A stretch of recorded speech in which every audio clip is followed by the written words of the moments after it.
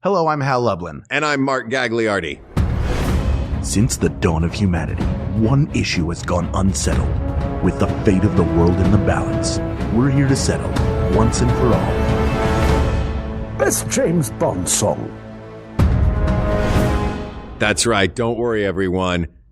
We got this. Podcast should have a theme song. Podcast should not have a theme song. Yes, they should. No, they shouldn't. They sound good. Yeah, but people are just going to skip past it.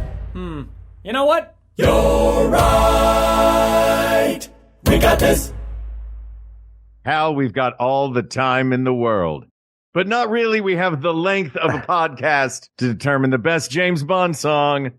How are you, my friend? It's after Thanksgiving. Yeah. Did you have a good one? I did have a lovely one. My father's now, well, I won't say his age. I don't know if he, you know what? At a certain point, I feel like he's older than he was a year ago. Mm-hmm. He survived. He's doing well. He's got a treadmill with a wheel missing in the back that fell off. I was like, you should buy a new treadmill. You can afford it. You're doing well. Because I went to use it. He was like, you got to stand at the front. I'm on this thing at the front. It still feels like it's going to fall over. It feels like a trap. Like he was just trying to get me injured. Like it's going to fall out from under you, and then you're just going to take off running really fast like the Roadrunner? Yeah. So I tried to run outside with a garbage bag on me, and it didn't work because it kept cinching up, but it turned into a sports bra, and then I was done. I said, screw this. Dumb cold weather. Done with it. I'd rather talk about James Bond. Well, let's talk about James Bond, but we're not going to do it by ourselves this time, Hal. No. Why would we? No, we're not. Why would we? When we have such delightful, dear friends here to talk about James Bond with us, Brandon Reynolds and Lil Janet Varney. Hi, friends. Happy Thanksgiving. And to you, sirs. And to ye.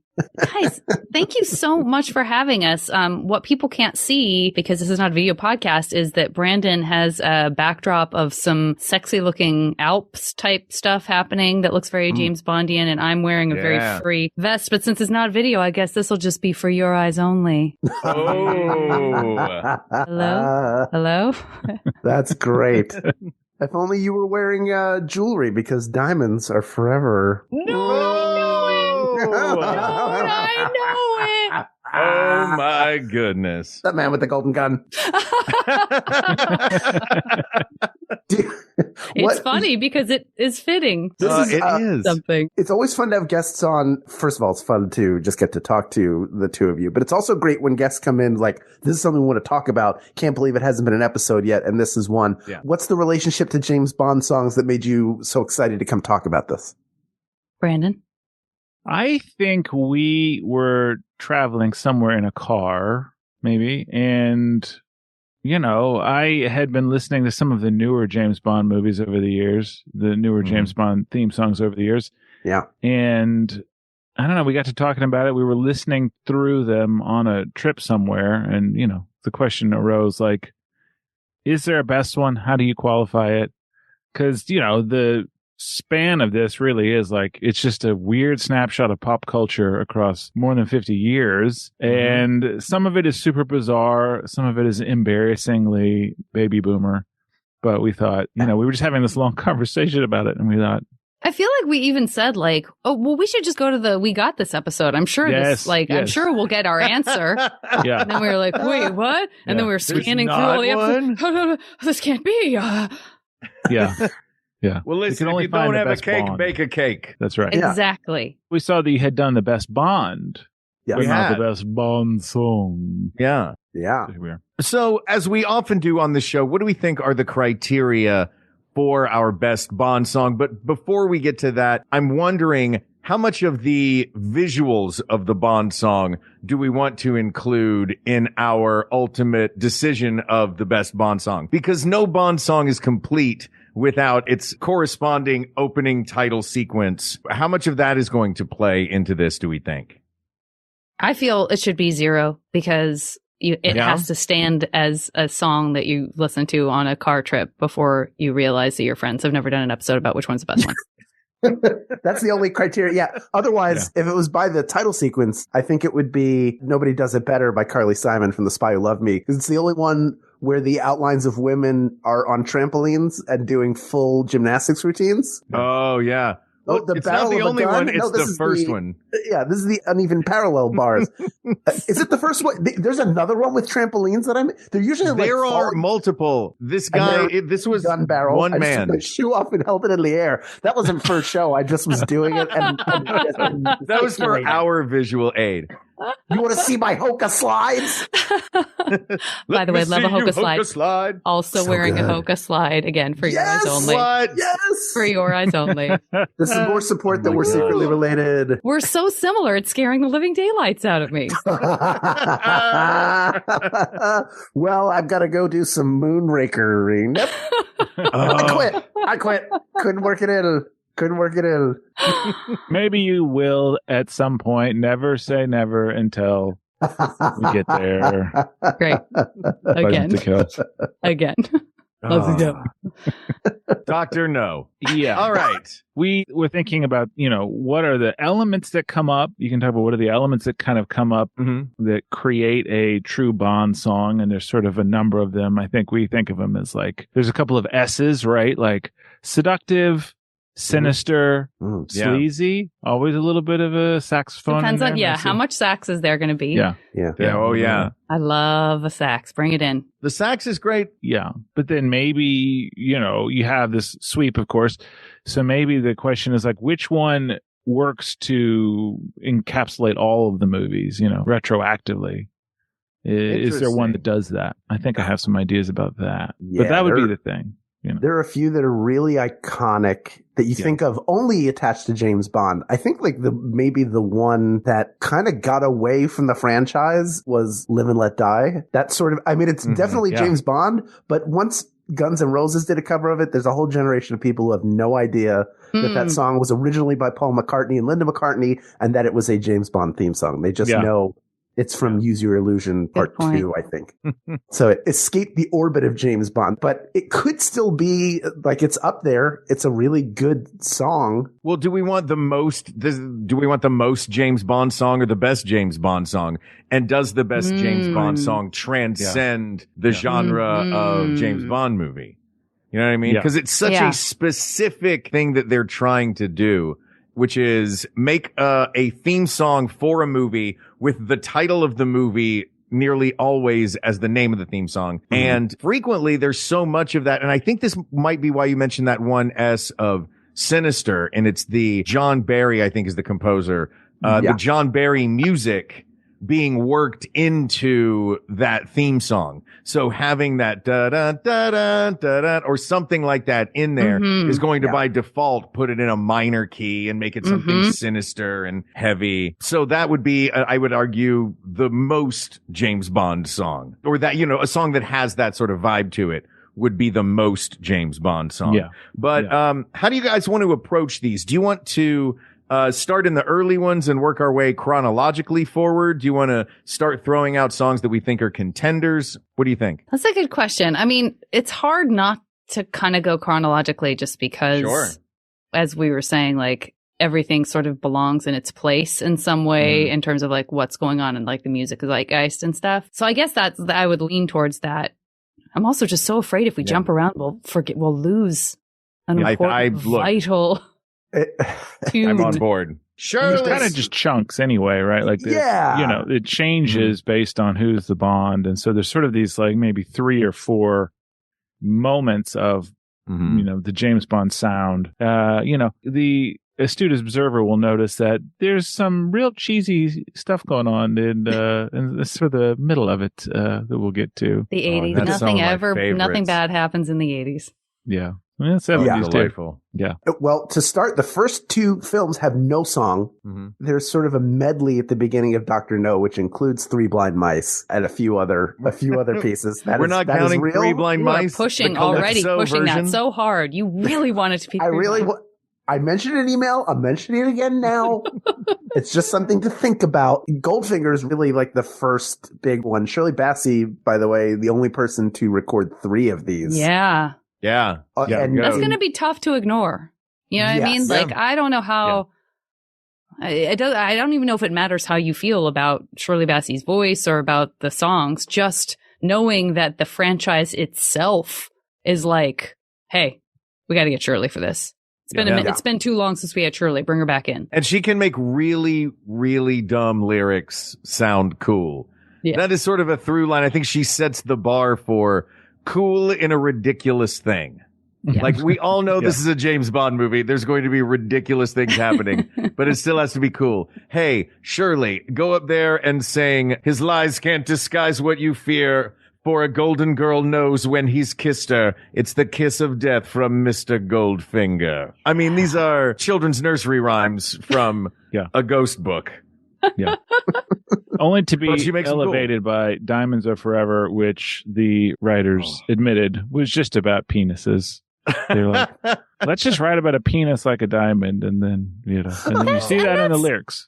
That's underselling it, because there's a real vulnerability to a gem can't hurt me the way a human being can. Yeah, I mean the metaphor doesn't emotionally, stick, Yeah.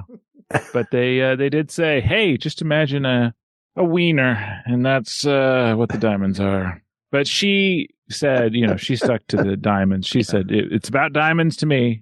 Yeah. And you're referencing a pretty fun documentary that we also watched before we came on. And what was that called, Brandon? The Sound of 007. It's the history of the music. It's great. Ah, very cool. A lot of behind the scenes. Some cool, some cool behind. But then a lot of songs that, that aren't touched on really much at all, if at all, that I think, could have been. So for whatever reason, if you go into that, don't necessarily expect they're going to cover everything, because they don't. Yeah. When is it from? There are some fun anecdotes. It's real recent, because it heavily features Billie Eilish. Yeah, 2022. So it came out after the last one. I do think there's an elite group of songs here. And if you look at the Shirley Bassey trilogy, the third one being Moonraker, which has a soft spot in my heart because it's the first Bond movie I ever watched. I watched it on a plane ride in 1984, and I was so glad we're getting to the first one you saw, because the first one I saw that I remember was Octopussy. And I have a very soft spot for All Time High, even though I ain't going to be arguing that it's one of the best. Sorry, Rita Coolidge. Rest assured. Yeah. Moonraker is the worst one of the three. Then Diamonds Are Forever. And then Goldfinger. Although the lyrics to Goldfinger, the part that Mark shared was good, but the rest of it's like, he likes gold. Oh, yeah. He loves only gold, only gold. Yeah. He's into gold, if you didn't figure it out from the name. Goldfinger. He'll take the whole hand. He loves gold. Some people argue that Diamonds Are Forever is the best. I think you think it's better? I think Cubby. I think maybe Cubby. Someone in that. Yeah, someone on the Bond team is like, it's never going to get better than Diamonds Are Forever. Yeah. Well, let me ask you this: how much of what we're going to ultimately pick is going to be about lyrics? How much does that play a factor? I'm not too worried about the lyrics, to be honest with you. Yeah. I am a big it's overall guy. feel. Yeah. But the bondiness of it. Mm-hmm. I like the lyrics. Right. I mean, the lyrics I think are so reflective of, American politics and culture at that point. It's like there's a definite shift between, from ladies, drop your drawers, here comes this guy, you're going to love it, to something that is more, the later era, the Daniel Craig is more like, boy, this is a tough job and you'll probably die. Yeah. It becomes a lot more nihilistic. So, I think the stuff, it's like three sad ones in a row. Oh, yeah. Yeah. Yeah.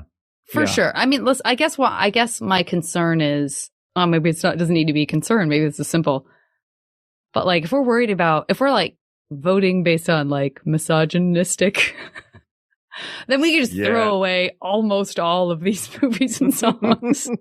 Yeah. I don't know. I'll just say this. Goldfinger is not my favorite Bond song at all.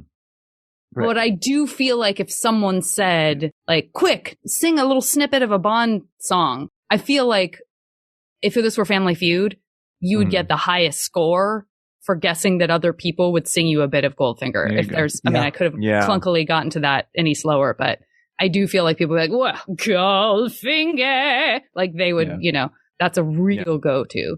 So, and it kind of set the pace, right? I mean, it's big, it's splashy. It feels like they're kind of chasing it a little bit with Thunderball, which is what comes next. So I do feel like, and obviously, and then they brought Shirley Bassey back. So it feels like it set a really important tone. So do I think that makes it the best one? I don't know. Like, I know what this show does. I may agree with the final answer on one hand, and then privately have my own answer. Sure. Do you think if this is the precedent-setting Washington of this particular line of presidents, do you think that Tom Jones's Thunderball is the John Adams? Just that second one that you're like, oh, I see you're trying to use everything that this previous one did as a precedent, just not as well. The title is even clunkier. Like, what's a Thunderball? I mean, sure, what's a Goldfinger? But yeah. I mean, look, yes, it is a affectation plus a body part. Sure. But this is an odd version. Or compliment. An affectation plus a body part. Yeah. I want to have that like plugged into AI. And so you could just get James Bond movies based on affectations plus body parts. It would be amazing. Platinum nose. Look, I don't know what a quantum of solace is either. None of this it's all gibberish. But at least with Quantum of Solace, they had the good sense to not make a song called Quantum of Solace. Yes. Yeah. In that documentary, the guys from Duran Duran are like, they say, thank God we didn't get Quantum of Solace. What do you rhyme solace with? It's like, you have really nice bollocks. That was their best offering. Yeah. They had View to a Kill, so they were doing just fine. Lots of things wrong. Man. Yeah. How could you? The first one that isn't the same as the title of the movie is Nobody Does It Better, which is really weird. Like, it's a fine song, but it doesn't fit either the like brassy, like, or I think Paul McCartney brought us like a preview of what we were going to get later on, which is a contemporary artist doing a contemporary, like making truly like a charted song that's been the gold standard since, I mean, Duran Duran did it better than anybody because they made it to number 1 in the US and number 2 in the UK. Yeah. Yeah.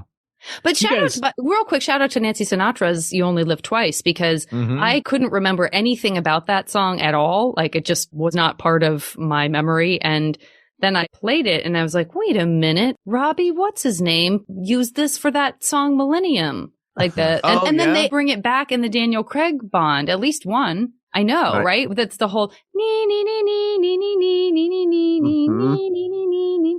So, yeah, Robbie Williams. Thank you. Sorry. Yeah, Robbie Williams. Only one of the most standard last names in the history of the English language. I couldn't think of it. But anyway, I just thought that was kind of cool. I was like, oh, that song. Okay. It gets sampled and stuff. All right. I kind of wondered if that was Robbie Williams' sort of audition tape for them letting him do one. I feel like he was like, I want to do one. Let me just do that. Throw a little sample in there so you guys can remember. Don't forget about old Robbie, guys. Yeah. He can write songs I can too. put some Bond music in it. Yeah. Well, I think that's what he was going for with that. It obviously works because they said they will let him know if they need him. They'll let him know. Yeah. I'd like to go back a little bit further because I think there's the dawn of man. The dawn of man. I think there's another one. There's another one that we skipped over. Pterodactyl leg. First villain. Oh yeah, I remember Pterodactyl leg. Didn't Mel Torme sang that song with some bongos in the background for the opening Velvet number? Fog himself. Yeah.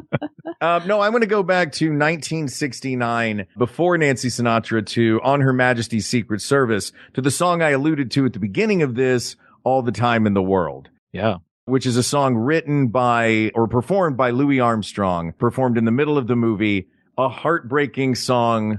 We have all the time in the world. At the end of the movie, James Bond's new wife is killed.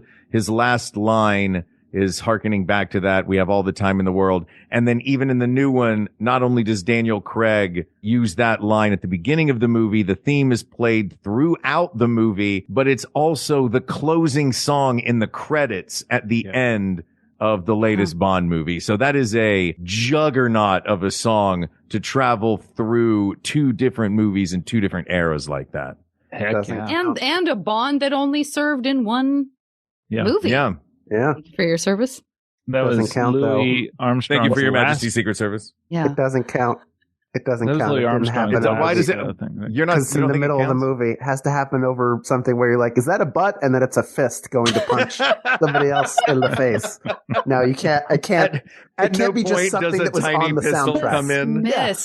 Dismissed. Yeah. Dismissed. At no point do you think somebody is kissing or putting on lipstick and that it's the barrel of a gun that they're turning towards you. But hey, the video is Smoke. not supposed to have any play in this. If it were, then it would just No. be which of these had the best But- kaleidoscope. This is the best Bond song that appears in the middle of the movie and comes back in subsequent movies.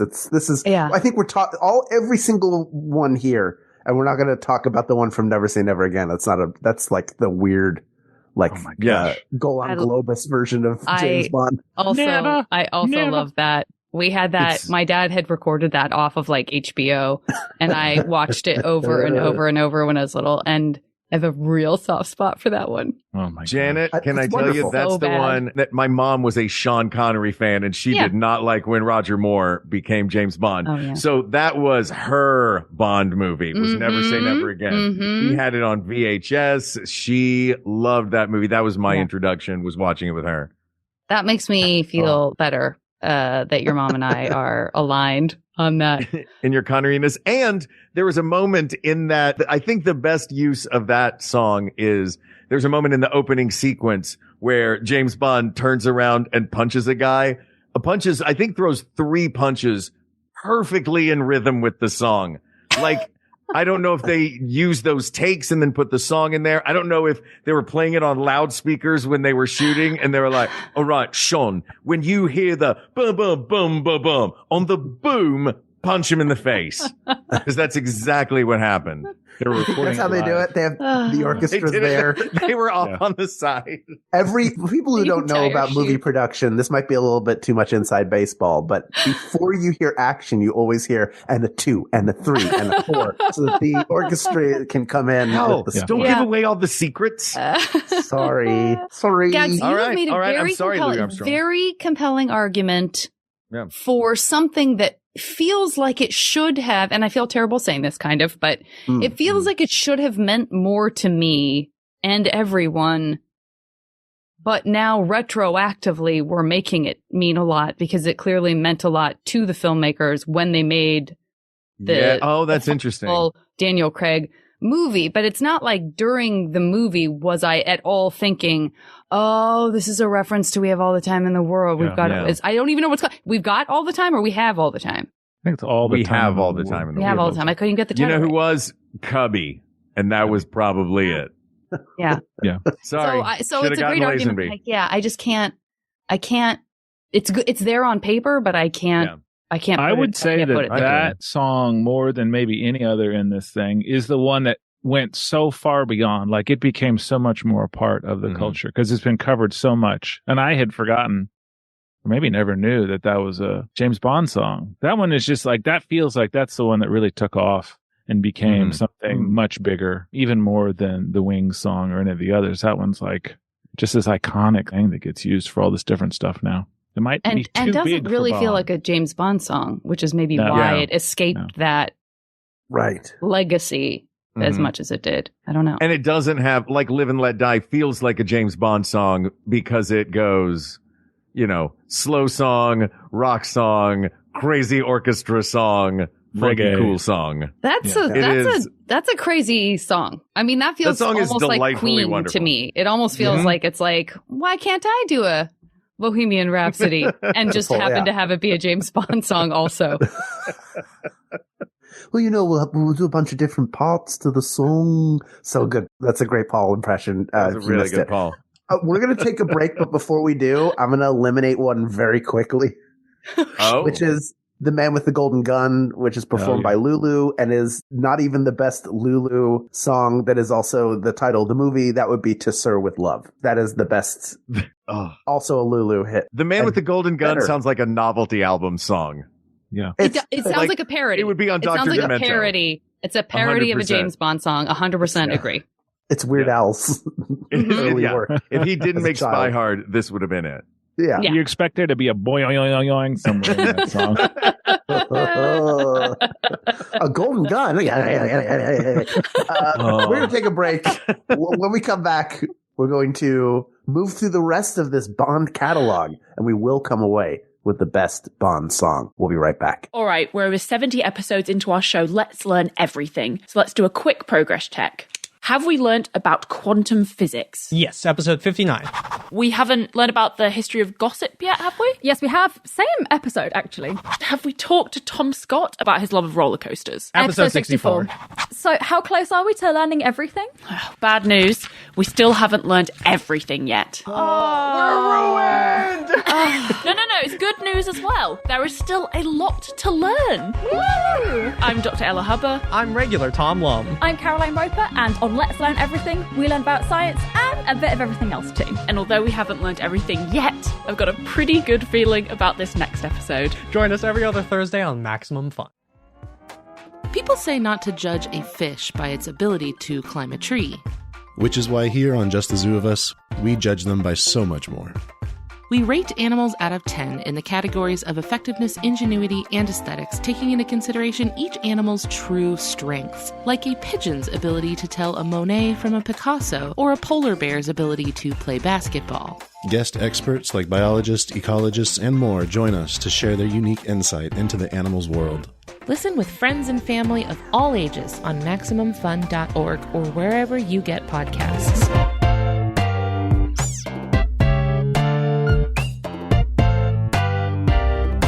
Can I come out with an argument for View to a Kill? That it's just a really good song. I love that song. I don't know if it's the winner, but I think it's really good for a middling at best James Bond movie. Yeah. Yeah. And this is like Duran Duran at the height of their powers. Absolutely. And it's just like, it's the better version for me of Live and Let Die in terms of like, oh, this really captures the era in which it was made. But Paul McCartney captures a portion of the 70s, but this feels like very iconically 80s. More so than Aha's The Living Daylights. Both of them are examples of the era. I agree. I mean, they exist next to each other, and it's to Aha's detriment because the Aha song's fun too. Yeah. But it's got that similar kind of synthesizer stuff, and it's just kind of hard to measure up. I mean, it kind of feels the same as Thunderball in the sense that it's like, ooh, let's recapture that Duran Duran magic. You're on. Yeah. Well, they have John Taylor on bass. View to a Kill also has that argument that can be one of Duran Duran's arguably best songs. I mean, it's up there. Yeah. Oh man, yeah. They're I like. Was it Girls on Film? Isn't that the name of it? It's not. I keep wanting to say Boys on Film, but I know it's Girls on Film. Girls on Film. Yeah, the bass line of that is just insane. Watching it's like there are a million different things happening just in the bass line alone. And that's, they're like they're kind of an oddly underrated band in general, I think. That feels weird to say because they were immensely popular, but I think the long view of history maybe views them a little bit more as like a relic of their time as opposed to they created really good music that was in the fashion then and still works. Like you could sample it and use it for other things. Yeah. I completely agree, Robbie. I completely agree. He's just trying out again. It's up there for me. Yeah. The only thing about this for me, I like it. I think A View to a Kill is a great song. I think it is emblematic of its era. And in as much as this is James Bond songs are the coolest version of their moment, this also feels like embodying James Bond in like kind of a crummy James Bond era.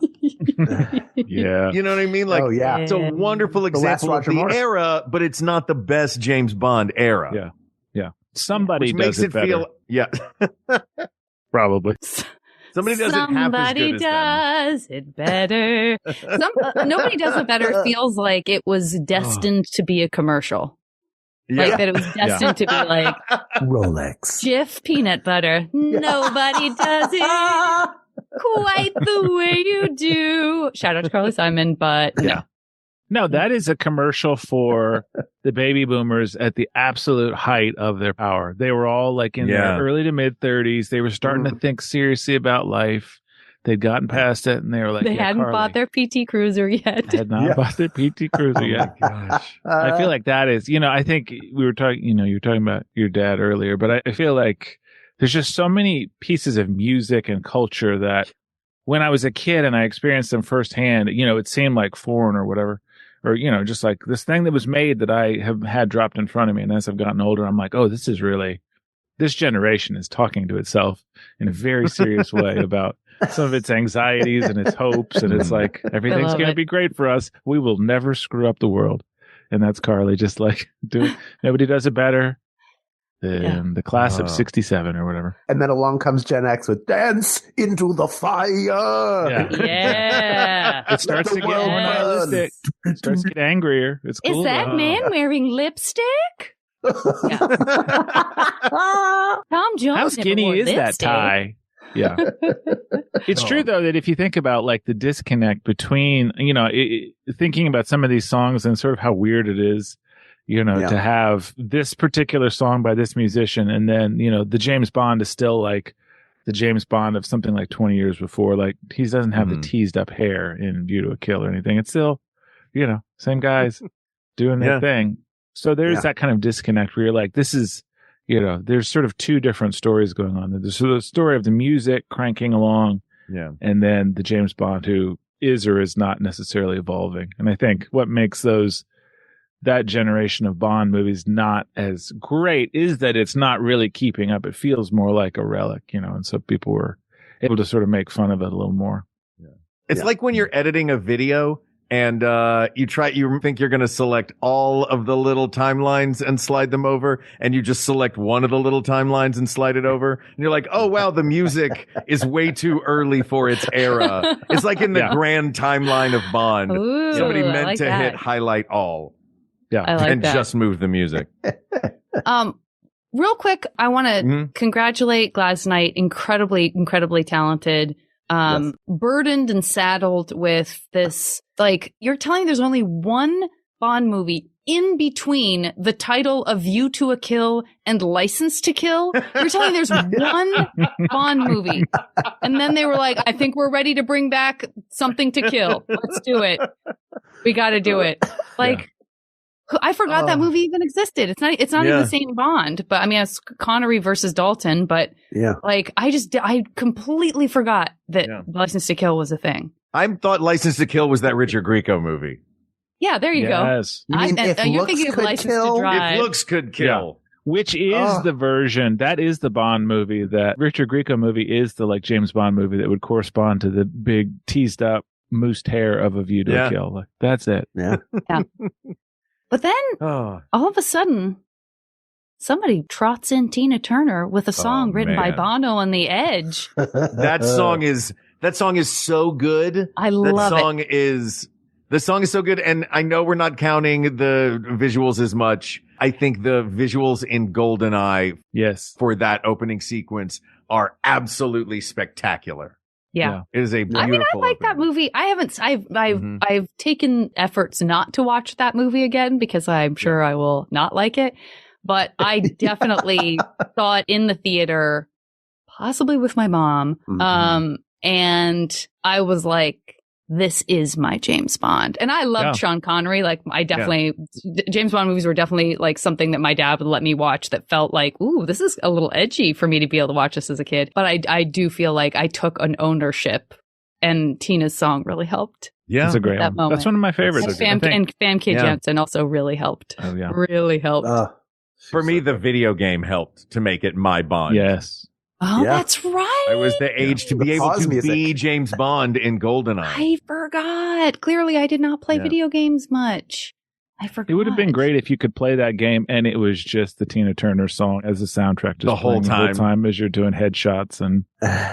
It really does a great job of. I think Bono and The Edge did a really good marriage of create a song that sounds like a Bond song, but also make it sound like your song, and somehow also make it sound like a Tina Turner song. Yeah. And like all of those work so well together. I think it's a really nice recipe. And it feels like, it's called GoldenEye. We have this Goldfinger song. So that could feel like the same as my disdain towards License to Kill versus View to a Kill.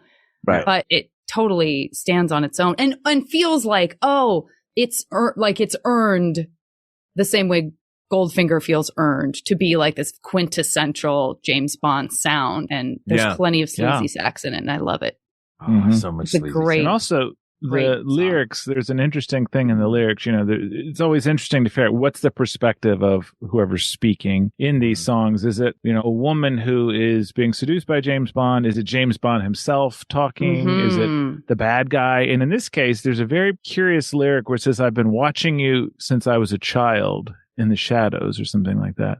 And I continue to come back to that. It's like a puzzle that you can't quite resolve. Who is it that's watching? What's going on? There's it's some of the more interesting lyrics just in terms of like who the character is that they're talking about. Did I think that one.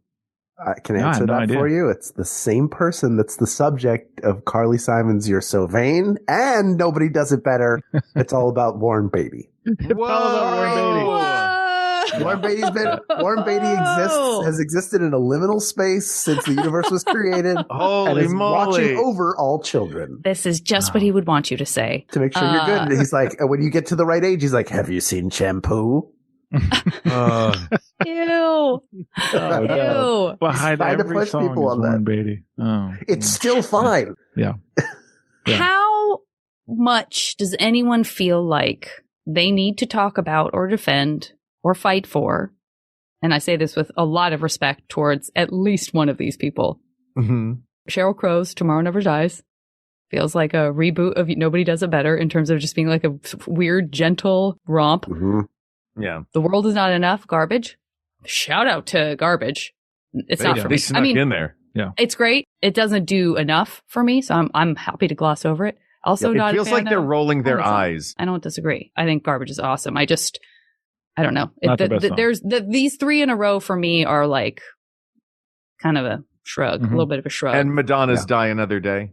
Oh my God, that's a it's psychotic song. interesting, but I guess it's sort of interesting in the way that I acknowledge a lot about Madonna is interesting, but it's not like for me. That one felt phoned in. There's a part in that song where she invokes Sigmund Freud and then says, analyze this a bunch of times. And then later on in the song, she chuckles and says, I need to lie down. And then the song keeps going with that crazy, early 2000s dance beat. I mean, that was really Madonna being like, I don't think anything means anything anymore. I'm just going to go for it. Yeah. That song, that's maybe the most insane. And that's saying a lot. That may be if there's a song that is like the craziest song of the James Bond canon, that one's really like and crazy inducing, maybe. Yeah, and it makes you feel like, it's not great. I'm going to go crazy. It also it's in the wrong movie. Like it should be in the opening credits of Analyze This. That's exactly right. Or like Color of Night with Bruce Willis. Oh, a no. sexual thriller. Oh, yeah. I believe. Oh, my God. That's a movie where you see his diamonds, I believe. Yeah, you sure do. And you remember it forever. Yeah. The song was right. Shout out to that movie. Shout out to that movie. It's a great movie. Oh, my God. I think the winners in the last five, Chris Cornell, Jack White and Alicia Keys, Adele, Sam Smith, and Billie Eilish. I don't think it's You Know My Name by Chris Cornell, though he is he's so talented.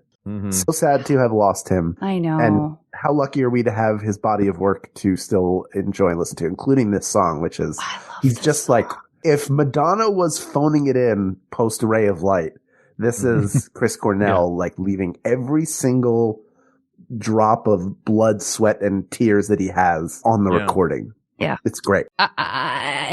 This is what I was thinking of when I said there may be a personal favorite that does not make it. I think that this is my favorite Bond song for me personally. I love Chris Cornell's voice so much. It feels like it's so good and so owning. Again, we talk about that sort of ownership of this new part of the franchise. It feels so right for Daniel Craig coming in.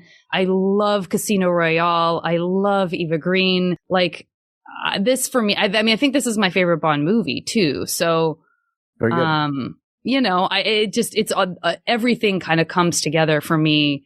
And it's also just like if I listen to, 5 Bond songs, the one that I'm going to be humming afterwards is always the Chris Cornell song. I'm always like, that's just the one that it just stays with me, Yeah, Yes. there's the sort of masculinity of the James Bond character, but also, he introduces there the vulnerability of the character that we're seeing, and it has always been there, but that they just have not bothered to, that's always sort of been hovering. It's like, this guy, there's clearly some things that are going on with him, and I think that was the first song that really managed to take the story seriously, I think, in terms of like, the psychology of a person, what it would sound like to be in his head. The lyrics there, again, this is like the lyrics from that one, I feel like are very like from the perspective of M or something, telling this guy like, you may make it, you may not, we'll move on to somebody else. If it's not you, you're going to be challenged and all of these things. So that's a song that I feel like speaks to all of the other movies, like the best part of the other movies, the best part of that character. It is weird that he's American. There's something that's very American about it, which may, be a strike against it, but I think I don't know, because then you add back in the kind of unforgettable and deeply sad thing about, his genius, Chris Cornell's genius, and being tortured by it and having, so then that plugs kind of back into the meaningfulness of that song and that context. And then it just sells it to me all over again, which is kind of a base way of saying it sells it to me about his, but I just love it. I just love it. Yeah. I think it's a great song, and I think it does embody, like you were saying, the new era, that the song takes James Bond seriously in the same way that Daniel Craig takes James Bond seriously, in the same way the franchise decided to take James Bond seriously in that new way. So if some songs like License to Kill, or not License to Kill, A View to a Kill are the best example of a meh era, this is the best example of a great era. Yeah. But there's a lot of bangers in these last 5. There are bangers by more Americans too. Yes. Oh, I love In the Way to Die. I think that's my personal favorite. It's great. It's like, what a great marriage. You would not think to put Jack White and Alicia Keys together, but it works so well. And it has that menace, that like, but then it has that back, and it has the same element of, there are these moments of lull and these moments of really strong activity, and just it just has crazy energy. It just like jumps out at you. And the documentary we watched, it said, I mean, I don't know how, I'm sure all of them are hugely controversial if you're big into this oeuvre and, you like to get on Reddit and argue about James Bond songs, but Jack White was like, people hated this. Like they hated, the implication was that there was so much hate for this one in particular. And I don't know if that's just his perspective because he was the one receiving said hate, but that you walk away with the impression that like this one was the most divisive of all, which to me, I'm like, I don't know. It's a pretty kick-ass song. Yeah. It's just kind of a banger of a rock song. Yeah. But do you think it's too Jack White, Brandon? White. It's pretty Jack White, I think. Pretty Jack White. I mean, not in a bad way, but if it, I mean, his lexicon of songs, like he has so many kinds of things that like you could see him just doing this on his own without any of that. So yeah, I mean, it feels like, it's one of Jack White's best songs. I don't know. And it was definitely my favorite of the bunch for a long time, but now I've kind of pivoted to some other things. What's interesting also from that documentary is the person they were talking to before Jack White was Amy Winehouse. They were talking about having her do it. Which is a similar kind of grunge, classic rock vibe. Yeah. Should be a good one. Let's jump ahead to Skyfall. We're getting back to the song being named after the movie. Yeah. And Adele won the Oscar for Best Song for this, and won a Grammy for it as well. What do we think of Skyfall? Love it. Great. Yeah. Love it. Love the movie. I remembered the song as being more mellow, and I think when Brandon and I were listening to it, I was like, I don't know, like, does this give you that same? And then it changes, and you're like, I beg your pardon, madam. hold Gets in the on. belt. This is totally got the energy and like, there's a lot going on in this one too. And it's also a great movie. And I think, Brandon, you were talking about how the last few songs kind of seem like they're sort of taking you to this inevitable place. Do you feel like that is happening much before this song, or is this, or like, where does that fall in that conversation for you? I mean, I think every time I hear this, I think this should have been the song for No Time to Die. I mean, she's basically saying, this is the end. Mm-hmm. Yeah. Skyfall, the way the whole thing ends is all these missiles come raining down on this island. I mean, I feel like, I don't know if they knew that at the time, but, maybe it's conspiracy thinking. But there is something that really captures like what's so fatalistic about this character in Skyfall. And she does this thing where that's an extremely modern sound, but that was the 50th anniversary of Bond when that came out, 2012. They also had the Olympics going on. Like there was very like high Britannia era. And I think that that song really is the one, maybe more than any other, that I think you could plug into any of the songs. I mean, any of the movies and have it work pretty well. Have it seem familiar, but like modern to kind of every era. I mean, it's a classic. But then she's such a torch song singer that you could slide it in the Shirley Bassey era and it would make sense. I agree. Yeah. Oh, yeah. Yeah. I mean, and that, I think that's my favorite of the Bond. Skyfall's. Yeah, me too. Excellent. Hags, you're playing it close to the chest. I feel like I'm getting a sense from Hal, but I don't know where you're going to go, Gags. I didn't come in with one. Like, no, he's Sheryl Crow all the way. I did look, I like Sheryl Crow, but like you said, that trio was not great. I would argue at this point, just in thinking about these songs and all the different, and just listening to what you guys just said, it feels like Skyfall fits into it's sort of the Goldilocks for me in this, because, and no shade on Writings on the Wall. It's a beautiful, haunting song. Billie Eilish's song, once you hear it, it gets stuck in you like a ghost. So good. But I feel like if there's a pendulum swing in Bond between taking itself very seriously, like in the case of We Have All the Time in the World, all the way up through these late songs, and it being pure silly fun like Goldfinger. I think there's a couple of songs that thread that needle really well. And I think I think Skyfall was the perfect spot for the pendulum of serious and fun. And we've swung a little bit into a, sort of overly serious with Spectre and No Time to Die. Yeah. I think the perfect spot that it swung through was Skyfall. But I would put other songs up there for their legacies alone. Right. I would put up Goldfinger and Live and Let Die. As the three finalists. So you're saying that you believe the three. But I don't want to yuck anyone's yum on their personal choices. No, those would be mine. If there's one thing we've learned, this is not about personal choices. Not one bit. We don't have that kind of liberty and luxury. Eat your vegetables, everybody. Yeah, guys. Writings on the Wall was like, in the documentary, they're like, oh, that thing? We threw that together in like 30 minutes. It was the first take, the first thing you hear. And I understand that like it is what it is. And if that's true, I know that's extraordinary. I recognize that that's extraordinary. But somehow in the context of everything else you've learned about all the Bond songs, you're like, really?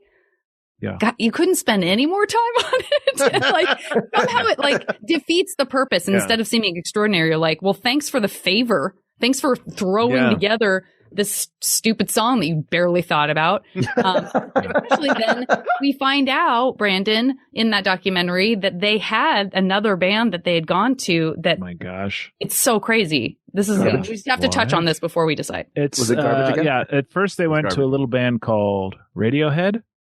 Who created a song for it that they had put on a live album. So they said, no, we can't use that because everything has to be, bespoke for this so that it can be an Oscar contender. So then they said, okay, sorry. So they went to Sam Smith, but then Radiohead wrote a song for it and brought it to them. But they were already too far down the road with the Sam Smith version. And so you can listen to it right now. It is a Radiohead song called Spectre, and it is incredible. It is a great song. And in the documentary, you guys, they took all of the stuff that Sam Smith's song is over in this opening sequence and they play the Radiohead song, and it becomes abundantly clear that the producers are like, God, I wish we would have held out for this Radiohead song. Like they're like, it would have been so perfect if we could just have. So sorry, Sam Smith. It seems like everybody got what everybody paid for on that one. And then shout out to Billie Eilish. Yeah, it's good, but it's good, but it's to me a little too maudlin. It's just a little too sad. I like your choice. Will you repeat those gags as your top 3? The ones that I threw out there were Live and Let Die for its iconic status, Goldfinger for its sheer Bond silliness, and Skyfall for its Bond moving in a direction but still maintaining that John Barry original bravado. Bondy locks. Bondy locks, yeah. Got it. Yeah. And it was the first blonde James Bond, so it makes sense. There you go. Oh. Yeah. Hal, I'm dying to know. How are you feeling? Do you agree with that top 3? Do you think there's a different one? I think that's the right top 3. Okay. I think it's the right top 3. And I don't know if we all agree on this, but I think it's weird there are more iconic Bond songs than Skyfall, but that it sort of kicked off this era of, now we're just going to win Oscars. That's the first one to win the Oscar. Live and Let Die, the first one nominated for the Oscar. And now it's like, well, maybe the best part of Spectre is the song. Maybe the best part of No Time to Die is the song. Now it's like we've gotten to this point. Skyfall is my favorite Bond movie. I think it's the best one. It's great. My second favorite for sure. The song's a huge part of that. Yeah, definitely. I mean, of those top 3, I don't disagree with your top 3 for all the reasons you said. Live and Let Die is so funny it's so funny to me. I can't take it seriously, but I love Paul McCartney, obviously. It's a really fun song. But there's just something about it that just feels like it doesn't ever need to be connected to a Bond film. It was just like him being like, I made a short film about Bond and this is it. But yeah, so I of those 3, I'm happily going to choose Skyfall. Yeah. What do you think, Brandon? Yeah, I do not like the Paul McCartney song very much. I think the Shirley Bassey one is great, but it is so much the DNA of that kind of older Bond that it doesn't feel like it has aged as well. Love GoldenEye. GoldenEye is a real favorite. I think that one scratches the itch of being able to sort of speak to all the eras. Yeah, that's very true. And then obviously the Chris Cornell, I think, is just a very special version of it. But I don't know. Every time I hear Skyfall, I think this is a James Bond song. And I can hear it playing over every one of those opening credits more than any other. I agree. Hal? People of the world, this is the end of this episode. So hold your breath and count to 10, but don't do that because that can't be good for your brain parts. The best Bond song, you can have your favorite. This show is not saying you can't have your favorite, but you can't say your favorite is the best unless your favorite is Skyfall. Those are the rules. We did make them, but we abide by them too. Okay? You think I want to call it a sub? No. I want to call it a hoagie with every fiber of my being, but I know it's wrong now because of this dumb podcast. Ask and answer. Thanks for coming, Jan and Brandon. Thanks for being on. Look what you did to Hal. Look what you did to Hal. Wow. Wow, this is great. I'm so happy to be here. Wow, he's turning into Louis Armstrong before our very eyes. Oh, yeah. I'm not even doing an impression. I didn't even do it. Yeah. Look, I'm playing. All of a sudden, I'm good at the trumpet. Hey, it's me, Louis Armstrong, jazz legend. Louis, I loved your rendition of We Have All the Time in the World from that Bond movie. Sorry, thanks. It's it. Well, technically, it appeared in the middle of the film. Wouldn't count. Janet, Varney, Reynolds. Thank you for coming and settling this with us. Thank you for bringing this to us. Thank you for being who you are. Thank you for coming on the show and chatting with us for a little while. It is always a delight. Thank you guys for having us. Wonderful. Could have done it for 2 more hours. Woohoo! But we don't have all the time in the world. We don't have all the time in the world, and we'll all die another day. Oh, that took a dark turn. There you go. But you do both have lovely podcasts that I wish you'd tell us about. Brandon, tell us. You've already been out. We've talked about journals before. Remind everybody about the great journals, please. Heck yeah, Journos with my buddy Steven Jackson and I. We do news, we do comedy, and if you're in the Los Angeles area, we do a live show featuring everyone on this show currently. We got a show in San Francisco for Sketchfest live show, and then we're going to be back at the Elysian sometime, possibly in February. But check out Journos Pod at Instagrams for updates on that. Delightful. Awesome. So fun doing the live show. Janet, you got a podcast or two, don't you? Guys, I'm gonna hone in on the podcast it feels most appropriate to quickly talk about, which is the new podcast I host with John Hodgman on the Maximum Fun Network. It is called E Pluribus Motto. We have been exploring the states, mottos and symbols of these many states of the United States, and boy, there's some real doozies out there. Not unlike, I feel like ultimately we're going to have you guys come on and argue who has the best motto. Feels like a natural crossover. But yeah, you can check it out. It's been a ton of fun, and it has had so much listener interaction. And I always envy your listener interaction. And I feel excited now because now we're getting some emails in about, people want to tell us about their favorite cafe in their small town and they're in the state with the silly motto. And it's great. I love it. The best. It's so good. It was so fun to watch you two perform that show on the cruise, and you two are so funny together. I love it. Highly recommended. Thank you for bringing that joy. Thank you, friends. With this topic is closed, but there are many more topics to discuss. So please reach out to us via email at wegotThisPodcast@gmail.com or find us on social media. We are at We Got This Show on Instagram, but we are now on Blue Sky. We're at We Got This Podcast there. And of course, our Facebook group. That's a great place to hang out. Facebook.com/groups/We Got This Podcast. Thank you to producer Ken Plume, researcher Kate McManus for all the detailed information, all of which we used. Thank you, Kate. Thank you also to graphic designer Uri Kilman and QA engineer Jen Alba. And thanks, of course, to our musicians, Jonathan Dinerstein and Mike Furman, for our score and theme song, respectively. And thanks to you, the people of the world, for giving us an opportunity to do this week in, week out. You always come through. You fight about our topics lovingly online, and it's the most fun place on the internet. And honestly, nobody does it better. Thank you, thank you, thank you. For Hal Lublin, I'm Mark Gagliardi. For Mark Gagliardi, I'm Hal Lublin. And don't worry, everybody. We got this. We got this. Maximum Fun, a worker-owned network of artist-owned shows supported directly by you.